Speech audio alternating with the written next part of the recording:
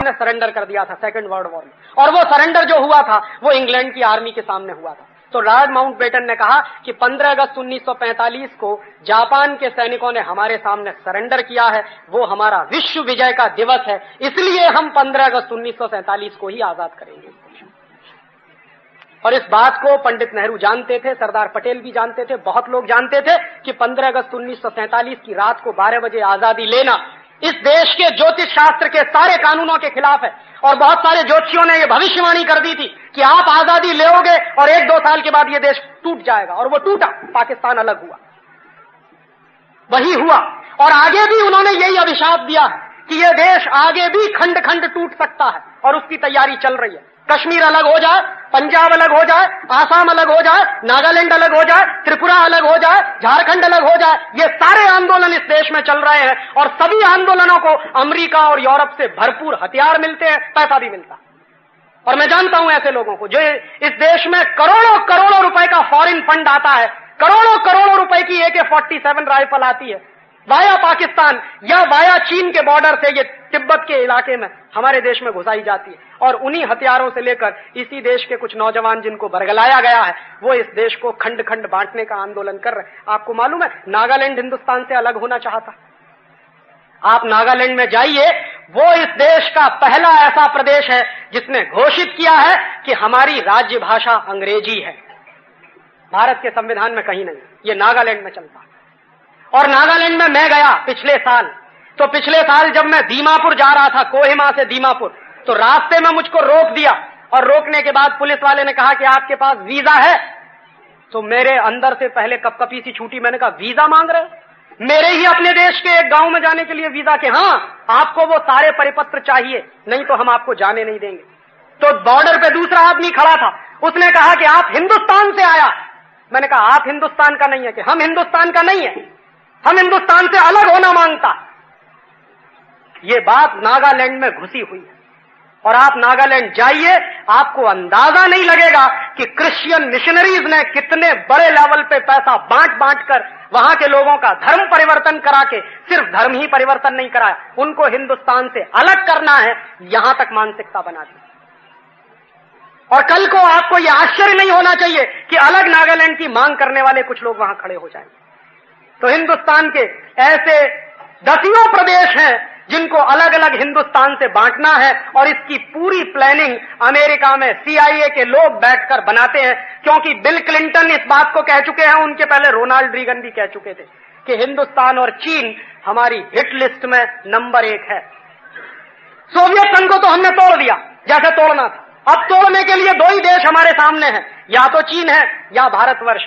तो भारतवर्ष को तोड़ना है, उसके तरीके वो जानते हैं, चीन को कैसे तोड़ना है उसके तरीके वो इस्तेमाल करने की कोशिश कर रहे हैं। ये अभिशाप आज का नहीं है, ये 1947 का। इसलिए मैं कहता हूं आजादी झूठी, इस आजादी का कोई मतलब नहीं। और ये एक और आखिरी बात कि इस देश के सबसे बड़े नेता महात्मा गांधी ने कहा कि ये जो ब्रिटिश पार्लियामेंट्री सिस्टम है ये बांझ है, वैश्या है। वो आदमी अहिंसा की बात करने वाला, कटु शब्द भी उसके मुंह से ना निकले ऐसा व्यक्ति था, गाली तो कभी उसके मुंह से निकलती नहीं थी। उस आदमी ने पार्लियामेंट्री सिस्टम को बांझ और वैश्या कहा, और इसलिए उस आदमी ने कहा था कि कांग्रेस को खत्म कर दो। तो कांग्रेस तो खत्म नहीं हुई, लेकिन गांधी को खत्म कर दिया इन कांग्रेसियों, क्योंकि वो उनके रास्ते में आड़े आने लगा था। और वो कहता था कि ये कांग्रेसी ऐसे ही इस देश को लूटेंगे जैसा ब्रिटिशर्स इस देश को लूटते रहे, क्योंकि पार्लियामेंट्री डेमोक्रेटिक सिस्टम इस देश के लिए है नहीं, और अंग्रेजों ने जबरदस्ती इस देश पर लादा है वो सिस्टम। आज हम देख रहे हैं कि वो लूट कितनी बढ़ गई है। आपको याद है ये कांग्रेसी सरकारों ने पार्लियामेंट में जाने के बाद सबसे पहले प्रिवी पर्स की बात की थी। इस देश में जो राजे रजवाड़े हुआ करते थे, उन राजे रजवाड़ों के लिए सरकार की तरफ से कुछ पैसा दिया जाता था हर महीने, किसी को 6 महीने पे, किसी को साल भर में। तो ये सारे के सारे एमपीज, उस जमाने के कांग्रेस के एमपीज हल्ला करते थे पार्लियामेंट में कि राजे रजवाड़ों के शासन तो खत्म हो गए, तो ये फिर प्रिवी पर्स क्यों मिलता है इनको? तो एक झटके में इन सबने प्रिवी पर्स खत्म कर दिए। आज वही एमपीज क्या कहते हैं, हमारी तनख्वाह बढ़ाओ, हमारा टीए बढ़ाओ, हमारा डीए बढ़ाओ, हमारा एचआरए बढ़ाओ, हमारे अलाउंसेस बढ़ाओ, और पेट नहीं भरता, कितना खाते हैं आपको अंदाजा नहीं है। एक एक एमपी की तनख्वाह पर इस देश में प्रति व्यक्ति 2.5 लाख रुपए खर्च होता, आपकी जेब से, मेरी जेब से। और एक एक व्यक्ति से ये जो 2.5 लाख रुपया खर्च हो रहा है इस देश के एक एक राजे रजवाड़े को पालने के लिए। आप शायद गालियां देते होंगे उस जमाने के राजे रजवाड़ों को, ये आज के जमाने के राजे रजवाड़े बैठे हैं जिनके बाप जो है एमपी थे, उनका बेटा भी एमपी है और नाती भी एमपी बने, इसकी कोशिश करते हैं, चाहे उसमें दम हो या ना हो। माने राजे रजवाड़ों के खानदान में ऐसा चलता था कि बाप राजा है तो बेटा भी राजा। अब क्या हो गया है, बाप एमपी है तो बेटा भी एमपी बनेगा, चाहे बेटे में कोई गुण हो या ना हो। यह कोशिश हर एक बड़ा नेता करता है, अपने बेटा बेटी को जबरदस्ती पार्लियामेंट में घुसाने की कोशिश करता है। तो एक एक एमपी के ऊपर 2.5 लाख रुपया खर्च होता है हमारी जेब से। ये आपका टैक्स का पैसा, मेरे टैक्स का पैसा, और उस पर ये तागड़ धिन्ना करते हैं, मौज करते हैं, मस्ती करते हैं। और उसके बाद जब विदेश यात्राओं पर जाते हैं, विदेश प्रवास पर जाते हैं, और कई कई एमपी तो ये है कि सरकार के खर्चे से अपने दिल का ऑपरेशन कराने जाते हैं, अपनी जेब से पैसा खर्च नहीं करेंगे, सरकार के खजानों से पैसा निकलना चाहिए और वो पैसा उनके ऊपर खर्च होता। और कैसे कैसे बहाने बनाकर एमपीज को ले जाने के लिए। अभी एक डेलीगेशन गया मेंबर ऑफ पार्लियामेंट का, सैकड़ों करोड़ रुपए खून पसीने की कमाई का बर्बाद कर दिया। क्या करने गए थे? दूसरे देश के पार्लियामेंट का अध्ययन करने गए थे। क्या अध्ययन करके आए? कुछ अध्ययन नहीं करके आए, घर के लिए कुछ खरीदारी कर लाए, बीवी के लिए साड़ियां ले आए, लिपस्टिक ले आए, नेल पॉलिश ले आए, पाउडर ले आए, और बातें करते हैं कि हम जा रहे हैं वहां पर। ये पार्लियामेंट्री डेमोक्रेटिक सिस्टम हमारे लिए है नहीं। और उसी पार्लियामेंट्री डेमोक्रेटिक सिस्टम, और इसमें एमपीज के साथ अगर हिंदुस्तान की सभी असेंबलीज के एमएलएज की तनख्वाह अगर आप जोड़ दें तो ये 2.5 लाख रुपया जानते हैं कितना बैठता? 5.5 लाख रुपया। और ये 5.5 लाख रुपए में अगर हिंदुस्तान की पार्लियामेंट की चलने वाली एक एक मिनट की कार्यवाही को जोड़ दें तो ये रुपया 10 लाख के आसपास बैठता है। प्रति व्यक्ति 10 लाख रुपया खर्च होता है इस देश की बांझ और वैश्या पार्लियामेंट को चलाने के लिए। ये है इस देश का पार्लियामेंट्री डेमोक्रेटिक सिस्टम। और वहां बैठ के होता क्या है? कुछ नहीं होता है सिवाय एक काम के, जब मन में आया वॉकआउट करो, जब मन में आया हल्ला मचा दो। और आप अगर देखो अब तो 0 आवर की कार्यवाही का 1 घंटे प्रसारण होता है, आपको लगता है कि ये पार्लियामेंट हिंदुस्तान के किसी मॉन्टेसरी स्कूल के बच्चों की क्लास से ज्यादा बेहतर है, जहां बच्चे आपस में लड़ते हैं, एक दूसरे को तू मैं करते हैं, एक दूसरे को गालियां देते हैं, उससे ज्यादा बेहतर आपको लगता है पार्लियामेंट का स्टेटस है? जिस तरह से झगड़े होते हैं, जिस तरह से तू मैं होती है, और जिस तरह से एक दूसरे की धोती उतारने का काम करते हैं वहां पार्लियामेंट में, आप सोच सकते हैं ये इस देश के एमपीज हैं। और आप वहां की तो बात छोड़ दीजिए, मेरे उत्तर प्रदेश में तो एक दिन ये हो गया कि माइक उठा के पटक के दूसरों के सिर पे मारा। इन लोगों ने ये किया, पेपर वेट उठा के मारा, पटक के सिर फट गए लोगों। ये मेरे यहां हुआ उत्तर प्रदेश में। और बिहार की असेंबली में तो रोज यही दृश्य रहता, कब पेपर वेट उठा के दूसरा जो है दूसरे के खोपड़े पर मार देगा कुछ पता नहीं। माने हम जो है लाखों रुपया, 10 लाख रुपया खर्च करते हैं एक एक एमपीज पर और इस पार्लियामेंट की एक एक मिनट की प्रोसीडिंग्स पर। वो पार्लियामेंट हमको देता क्या? वो पार्लियामेंट सिवाय एक काम करने के कुछ नहीं कर रहा। देश बेचो और देश बेचो। India is on sale. Hindustan की आजादी के 50वें सालगिरह पर हमने हिंदुस्तान को बेचने के लिए खोल दिया। ऐसे इस देश की स्वर्ण जयंती मनाई जा रही है आजादी। और ये समझौते पता है कैसे होते हैं? आपने कभी कभी देखा होगा टेलीविजन पे, हमारे प्रधानमंत्री दूसरे देश के प्रधानमंत्री से मुस्कुराते हुए हाथ मिलाते, वो एक फाइल उनके हाथ में पकड़ा देता, वो दूसरी फाइल उनके हाथ में पकड़ा देता, देश बिकने का समझौता हो जाता। फाइल में अंदर क्या लिखा हुआ है कभी खोलकर आपको नहीं दिखाया जाता, और बराबर मुस्कुराते हुए ये काम होता है। माने देश बेचेंगे तो मुस्कुराते हुए सारे काम होते। ये सारा चलता है और इस देश में हम लोग जो हैं बेवकूफों की तरह से इस देश के पार्लियामेंटेरियंस के ऊपर लाखों रुपया खर्च करते हैं। और इसलिए मैंने कहा कि इस देश में कोई आजादी आई नहीं। अंग्रेजों ने ये पार्लियामेंट अपने स्वार्थ के लिए बनाया था, वही पार्लियामेंट इस देश में चलता है। अंग्रेजों ने अपने स्वार्थ के लिए जो कानून बनाए थे वो कानून चलते हैं। अंग्रेजों ने अपने स्वार्थ के लिए जो संविधान दे दिया वो संविधान चलता है। और अंग्रेजों ने अपने स्वार्थ के लिए जो अर्थव्यवस्था बनाई वही अर्थव्यवस्था चलती है। और हम सबको जानते हैं क्या कहा जाता है, देश का विकास हो रहा है। इतना बड़ा भ्रम कभी हुआ नहीं इस देश को, विकास हो रहा है। इस विकास के पैमाने क्या हैं जरा देखिए। विकास का माने क्या? 1947 में जब आजाद हुए तो इस देश के ऊपर एक नए पैसे का विदेशी कर्ज नहीं था। और अब कितना विकास हो गया है? अब विकास हो गया है कि हिंदुस्तान का प्रत्येक बच्चा 8,500 रुपए का कर्जदार हो गया। ये विकास हो गया इस देश में। पहले एक नए पैसे का कर्जा नहीं था, 200 साल अंग्रेजों ने लूटा तो भी हमारे ऊपर एक नए पैसे का कर्जा नहीं था, और अब 50 साल की आजादी के बाद इस देश के बच्चे बच्चे को हमने कर्जदार बना दिया। ये विकास हुआ। विकास की दूसरी परिभाषा मैं आपको देता हूं, कितना विकास हुआ।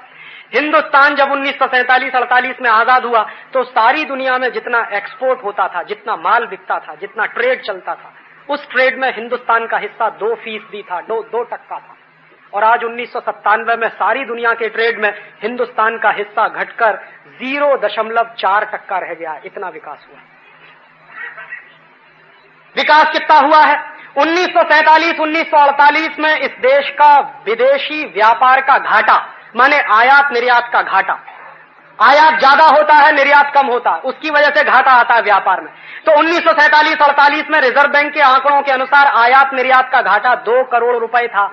आज 1997 में आयात निर्यात का घाटा 15,000 करोड़ हो गया है। ये है विकास इस देश का। और मैं विकास की परिभाषा दूं आपको। 1947-48 में 4 आने सेर का गेहूं मिलता था, आज 18 रुपए किलो का गेहूं हो गया। ये विकास है इस देश में। 1947-48 में रिजर्व बैंक के आंकड़ों के अनुसार 6 आने का 1 सेर दूध मिलता था गाय का शुद्ध, और अब 20 रुपए किलो का पाउडर का दूध पीजिए और आप कहिए आपका विकास हो गया।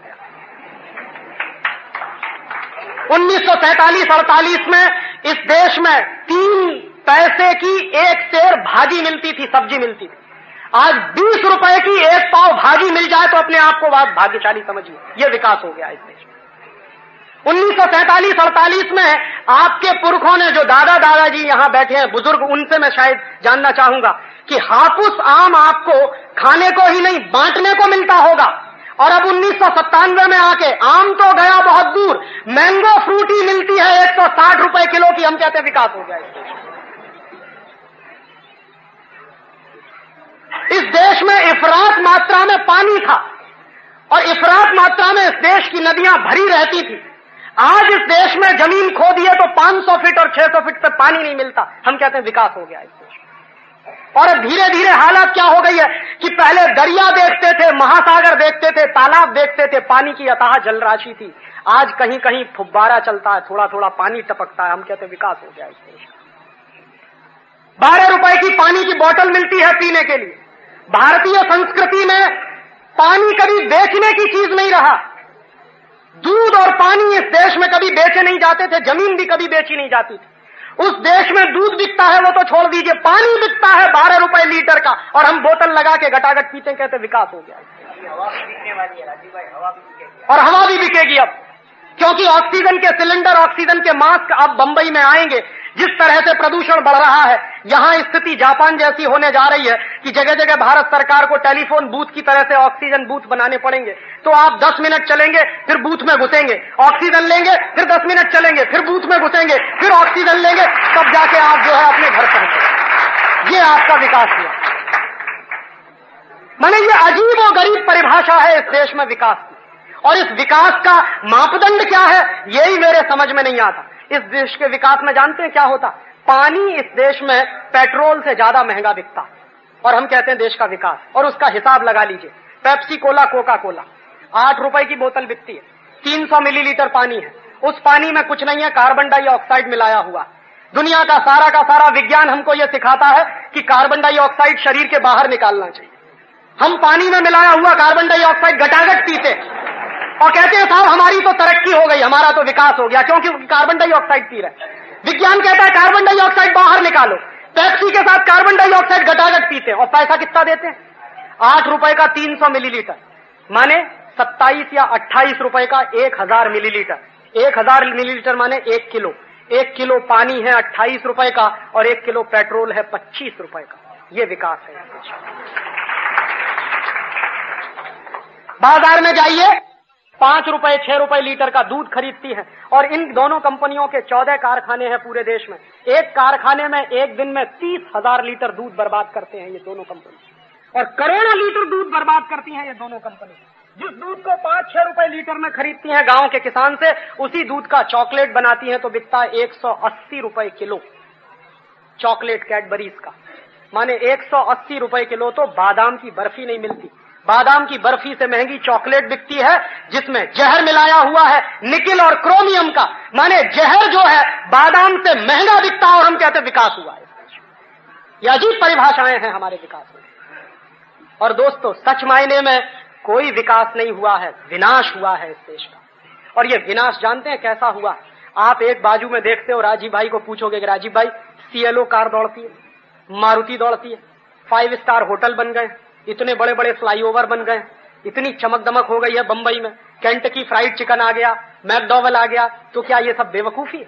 और मैं आपको यही कहने आया हूं कि ये जो कुछ आप देखते हैं ये सब उधार का विकास है। कर्जा लिया है और उस पर से ये हुआ, और ये कर्जा आपको चुकाना पड़ेगा।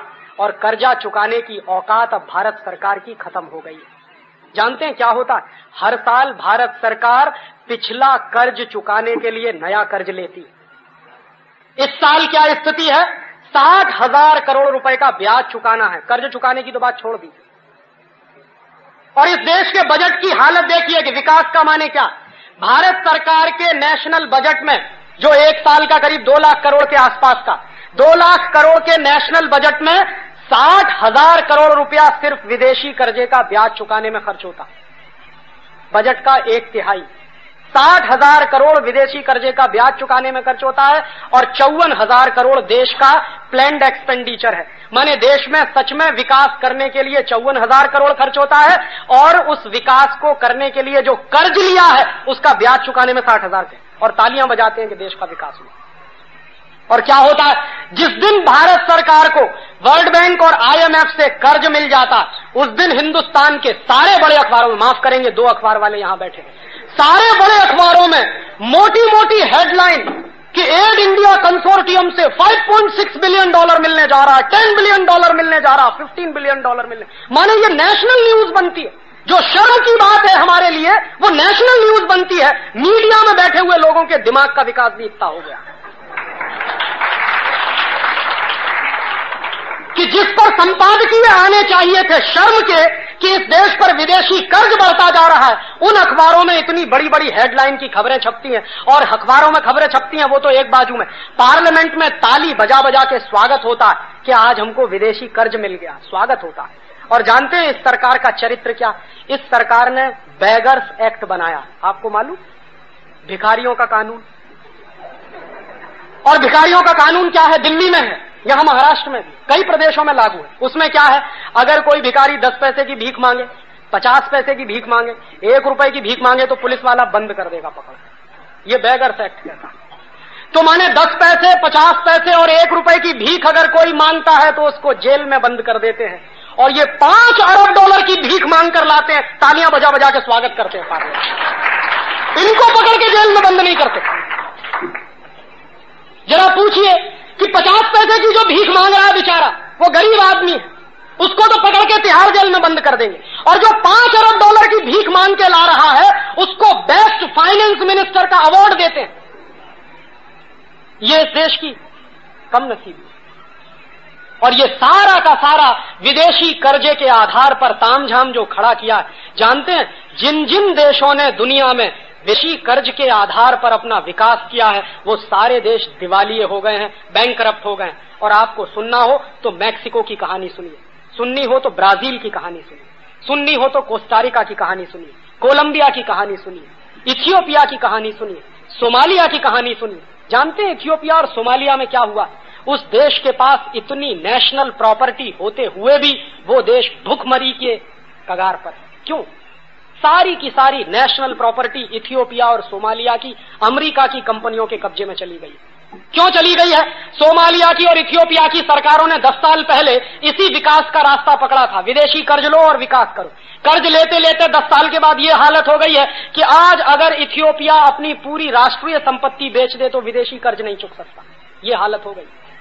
सोमालिया अगर अपनी पूरी संपत्ति बेच दे तो उनके ऊपर जितना विदेशी कर्ज हो गया वो चुक नहीं सकता। तो इन देशों ने जो रास्ता पकड़ा था उधार लेकर विकास करने का, वही रास्ता हमने पकड़ा।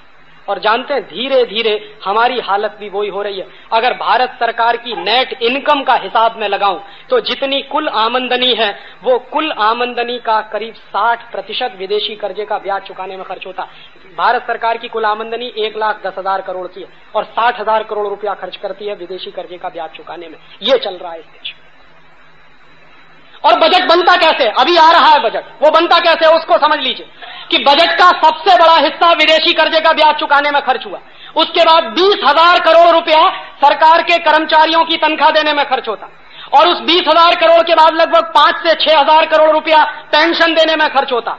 उसके बाद भारत सरकार का जो रक्षा मंत्रालय का बजट है वो 20-22,000 करोड़ का उसमें चला जाता और उसके बाद जो कुछ बचा है वो सब नॉन प्लान्ड एक्सपेंडिचर में चला जाता है। प्लान्ड एक्सपेंडिचर से कई गुना ज्यादा नॉन प्लान्ड एक्सपेंडिचर है, माने जहां सच में पैसा लगना चाहिए वहां पैसा लगता नहीं है और जहां पैसा नहीं लगना चाहिए, कम होना चाहिए, वहां सबसे ज्यादा पैसा खर्च होता है और वो बराबर घाटा चलता रहता है। तो उस घाटे को पूरा करने के लिए क्या करते हैं? या तो नोट छापते हैं और नोट छापने से काम नहीं चलता है तो हिंदुस्तान की सरकार फिर विदेशों से कर्ज लेके आती है। और अब की बार तो सरकार ने अद्भुत फैसला किया है आपको लूटने का। जानते हैं क्या किया? भारत सरकार के रिजर्व बैंक ने तय कर लिया है कि इस साल 100 रुपए का सिक्का छापेंगे और 100 रुपए का सिक्का आपको 200 रुपए में बेचा जाएगा। जरा सोचिए, ये आजाद हिंदुस्तान के बनने वाले नियम है कि 100 रुपए का सिक्का बनेगा, वो आपको बेचा जाएगा 200 रुपए में, माने हर एक आदमी की जेब से 100 रुपया निकाला जाएगा। ये सरकारें लूटने का काम कर रही हैं, ये सरकारें हैं हमारी। ये तो डकैत हैं, चोर हैं, उचक्के हैं, लुटेरे। इनको सरकार कहना तो सरकार शब्द की तौहीन करना है मेरे हिसाब से। और अंग्रेजों ने दोस्तों जितना नहीं लूटा है इस देश को, उससे ज्यादा लूट पिछले 50 साल में इस देश की हुई। इसी देश के कुछ बड़े अर्थशास्त्रियों में, जिनमें प्रोफेसर एस.के. गोयल और ब्रह्मानंद जैसे लोग हैं, उनके कुछ रफ एस्टीमेट हैं। मैं एक दिन हिसाब लगा रहा था कि ईस्ट इंडिया कंपनी कितना लूट कर ले जाती थी एक साल में इस देश से। तो भारत से ईस्ट इंडिया कंपनी का एक साल का नेट प्रॉफिट 60 करोड़ रुपए के बराबर था। तो 60 करोड़ रुपए ईस्ट इंडिया कंपनी दर वर्ष ले जाती थी लूट कर। अब कितना लूट रहे हैं?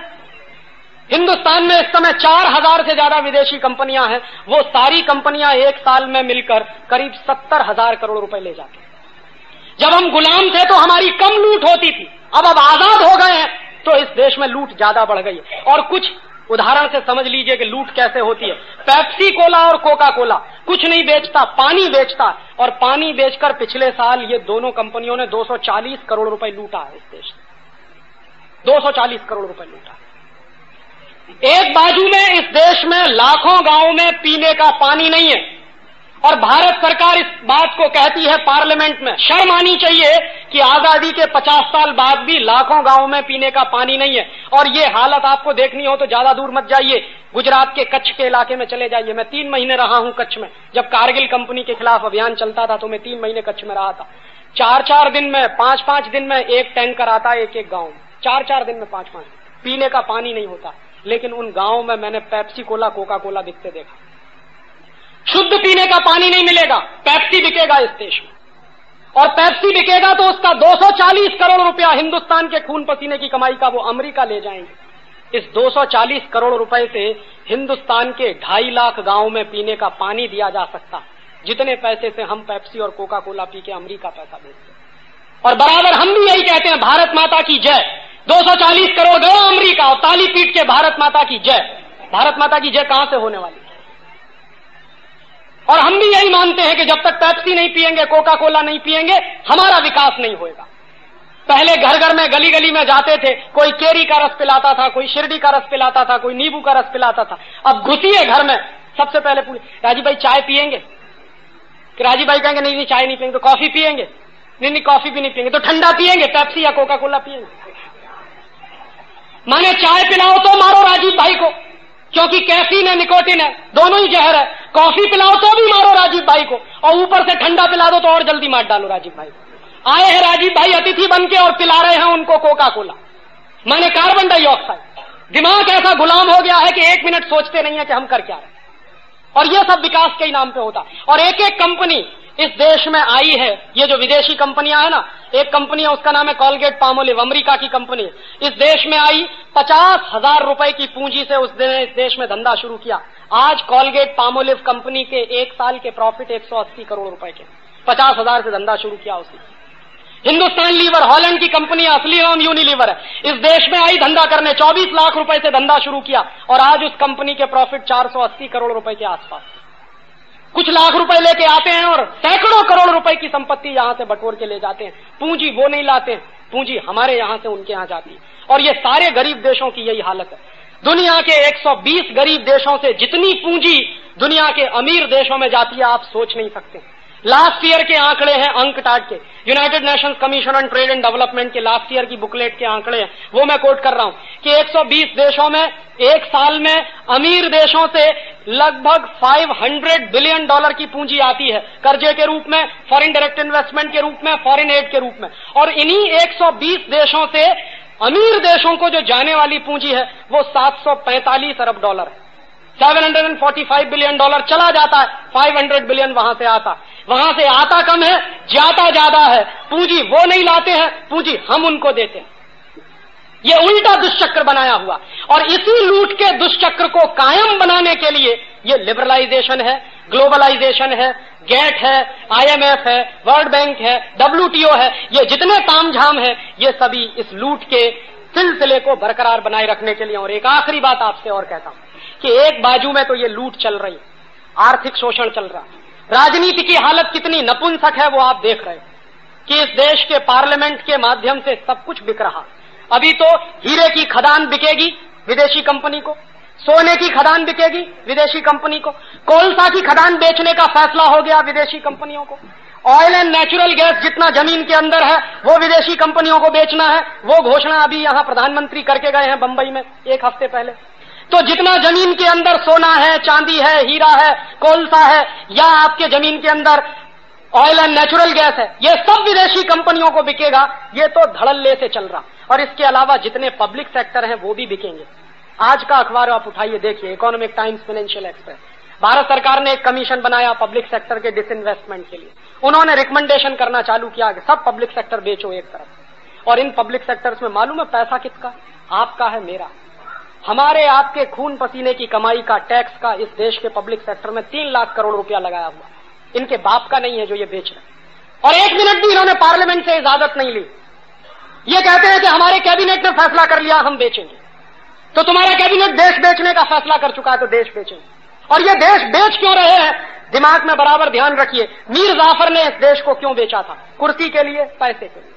दो ही चीजें चाहिए हर एक नेता को, या तो कुर्सी चाहिए या तो पैसा चाहिए। तो एक बाजू में तो देश बिक रहा और दूसरे बाजू में उनको लगता है कि इस देश में जब नौजवान को ये बात समझ में आने लगेगी, कोई राजीव दीक्षित या कोई अतुल शाह या कोई XYZ इस देश में घूम जाएगा तो कोई दूसरा विवेकानंद भी पैदा हो सकता है। ये डर लगता है। और जानते हैं ये डर से वो करते क्या है? उनको बराबर विदेशी कंपनी वालों को, विदेशी ताकत वालों को इस बात का डर है कि हिंदुस्तान की माटी में ऐसी कुछ खासियत है कि यहाँ कोई भगत सिंह हो जाता, कोई चंद्रशेखर हो जाता, कोई उधम सिंह हो जाता, कोई विवेकानंद हो जाता, कोई दयानंद हो जाता, कोई कुछ हो जाता। ये माटी की खासियत है। ये माटी कभी वीर विहीन नहीं रही है। हजारों साल से इस देश का यही इतिहास है। तो उनको डर लगता। तो उस डर को उन्होंने खत्म करने के लिए जानते हैं क्या किया? उनका सीधा सा फॉर्मूला है कि हिंदुस्तान का कोई भी नौजवान स्वामी विवेकानंद ना होने पाए, हिंदुस्तान का हर नौजवान माइकल जैक्सन हो जाए, उसकी तैयारी वो कर रहे हैं।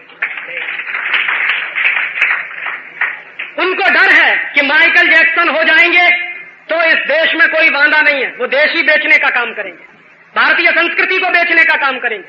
और अगर कोई दूसरा विवेकानंद खड़ा हो गया तो मल्टीनेशनल को मार मार के भगा देगा इस देश से। ये डर है। तो इसके लिए जानते हैं उन्होंने क्या किया? हिंदुस्तान के नौजवानों का चरित्र खलास करो, ये उनका 1 पॉइंट प्रोग्राम है। और इस 1 पॉइंट प्रोग्राम के लिए वो GTV लेकर आए हैं, CNN लेकर आए हैं, स्टार TV लेकर आए हैं, प्राइम स्टार आया है, +21 आ गया है, वगैरह वगैरह 14-15 टेलीविजन चैनल इस देश में है। और रात दिन उन सारे टेलीविजन चैनलों पर जो कुछ दिखाया जाता है वो मनोरंजन नहीं है, वो मेरे और आपके चरित्र को बर्बाद कर देने का एक साधन है। और मैं अक्सर लोगों से पूछता हूं कि भाई कल तक आपके घर में एंटीना लगा था, अब ये डिश एंटीना काहे को लगवा लिया? तो कहते राजी भाई मनोरंजन करना, अभी डिश एंटीना नहीं होगा तो मनोरंजन कैसे करेंगे?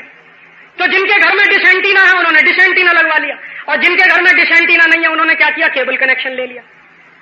और इस देश में धन्य वो लोग हैं जो अपने घर में आग लगा रहे हैं और अपने पड़ोसियों के घर में भी आग लगा रहे हैं, डिश लगा लगा के, केबल लगा लगा के। घर घर में केबल कनेक्शन, घर घर में डिश एंटीना। और जिसके भी घर में घुसो, पूछो कि भाई क्या करते हो, तो कहते राजीव भाई दिन भर काम करते हैं, थक जाते हैं, तो कुछ तो मनोरंजन चाहिए।